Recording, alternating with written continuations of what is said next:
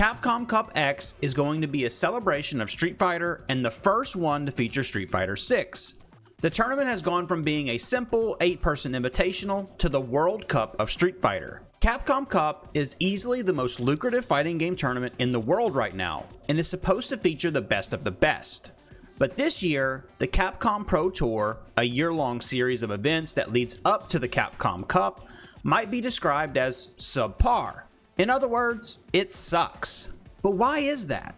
Welcome to another DashFight video, and today we're going to be looking at why we think the current CPT is lacking. If you want to check out more videos from us, why not click the subscribe button and ring the notification bell so that you never miss a video. If you will, please leave a like, those help out the channel quite a bit. Now, let's get into it.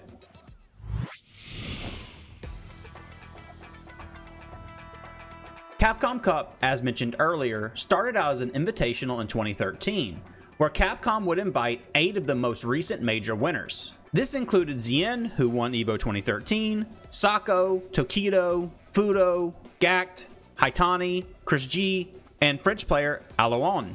All the players started from the upper bracket, and eventually Sako was the winner. Capcom Cup would return every year till the pandemic hit, so the 2020 and 2021 editions were postponed, while the 2022 event was held in February of 2023. With each year, there were changes to the format, rules, and lineups. But in all this, Capcom seemed determined to ensure that the best players from around the world made it into Capcom Cup. By 2019, the tournament had become a 32-man Street Fighter Fest, with one automatic spot for the winner of the previous cup, 30 qualifiers from a global leaderboard, 4 regional qualifiers, and 1 spot for the winner of the last chance qualifier.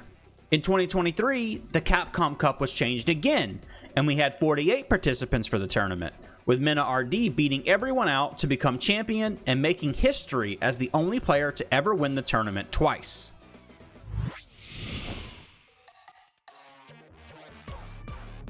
So with all that said, why is this season's CPT so lackluster? Well, the truth is, the problem has been around since the introduction of the new format. But the fact that Capcom Cup was returning after 3 years, some lingering worries over the pandemic, and the knowledge that Street Fighter 6 was coming, made people overlook some of the concerns with the change in format for Capcom Cup. So what are the issues? Well, in our opinion, there are 3 major ones.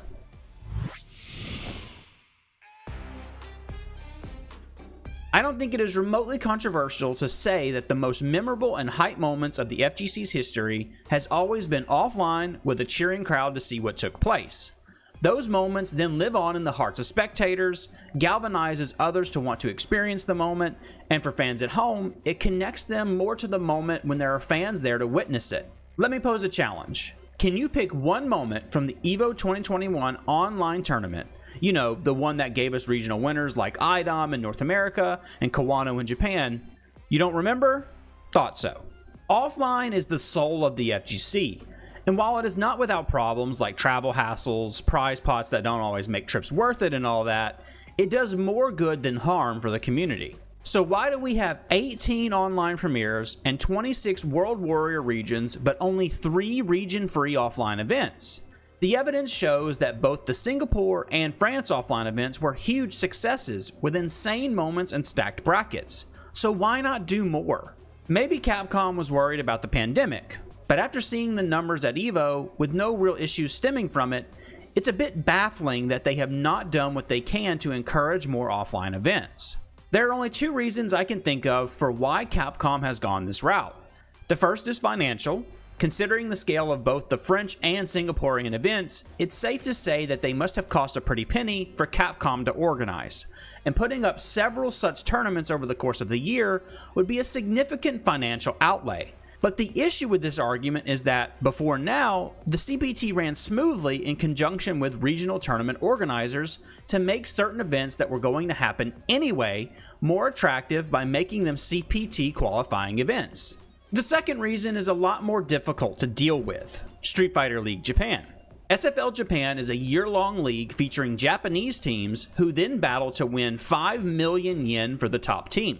These teams are stacked with the top players from Japan, and it has been said to be very important to Japanese players. The problem with Street Fighter League is how long it runs, and the obligation it places on players. Considering it is a Capcom supported event, one can see why they will give it as much support as they do. The reason why SFL Japan is unique is that it is the only one, as far as we know, that is conducted live. SFL USA is filmed over the course of several weeks, and it seems SFL EU might be similar, but SFL Japan's action is fresh and direct. This of course makes it more exciting, as you know every reaction, every win or defeat, every team pop-off is happening in real time. But it also means that the top players in Japan aren't always available for other tournaments. So what is the solution? The Gamers 8 Street Fighter 6 Invitational was unable to get any of the most well-known Japanese players, but because the region is so good, we still had the likes of Kakiru, Oniki, and Kudo. Even the legendary Daigo was there, but only because he had removed himself from SFL to enable him to be free to do other things. So it shows we can still have events even without the normal Japanese contingent. But would it be fair? The truth is, there are no easy answers in this particular regard. But if you were to ask what I think it would do well to increase the offline events. Perhaps not to the levels of the former days, but enough to give fans more things to look forward to while being able to keep SFL going.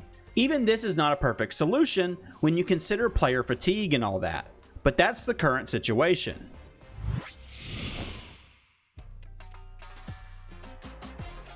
One of the great advantages of offline events held in different countries was that it was sometimes the only opportunity the FGC had to encounter new or obscure talent from non-traditional fighting game countries. A great example was Red Bull Kumite, which was held in South Africa. Sure, those tuned into all things FGC might have already known who Hobby M and Ren were since they both made Capcom Cup 9. But then they didn't know many of the other players like the grappler players Sek Will, or the hilariously named Vin Petroleum. So when the World Warrior Initiative was announced with more regions including those that aren't usually represented, it can only be seen as a plus. But this hasn't come without sacrifices. For example, the only two-time winner of Capcom Cup, Mena RD, has not qualified for the tournament that brought him to the limelight and also sealed his legendary status. After taking second place at both EVO and the France Offline CPT and fourth in the Singapore CPT, he now has only 3 more chances to make it through to Capcom Cup X. Now the argument would be that he should win the most important tournaments to be able to qualify for top honors, but as Ending Walker once mentioned in a tweet, Street Fighter 6 is a really hard game to be consistent in. This isn't necessarily a bad thing, just the reality. Also, we only get about a handful of Japanese players, which is supposed to be the top region in the world because of all the region-locked events.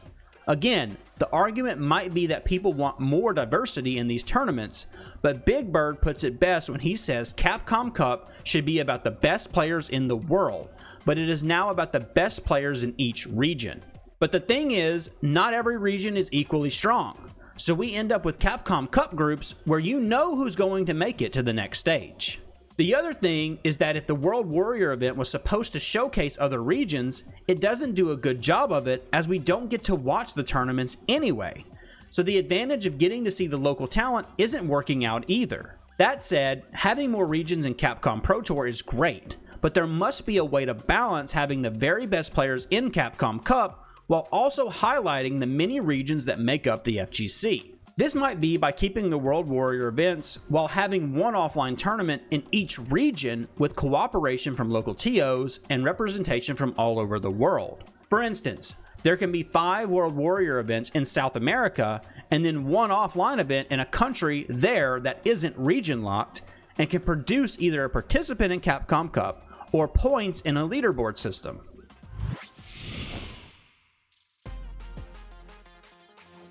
Perhaps the least problematic issue is that of seeding. Seeding is hard.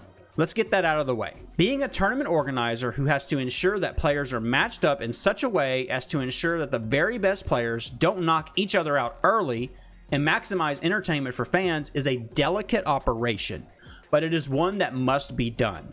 One of the issues that the current CPT is facing is the lack of standardized seeding rules for the World Warrior events. What this means is that World Warrior events seem to be left at the hands of the tournament organizers, some of which don't have a central resource with which to handle seeding. This makes it so that players with better placements in some World Warrior events were seated behind some players that were further down the rankings. Brian F. has an excellent video in which he talked about this problem and how it affects the outcome of the Capcom Cup. Link will be in the description below.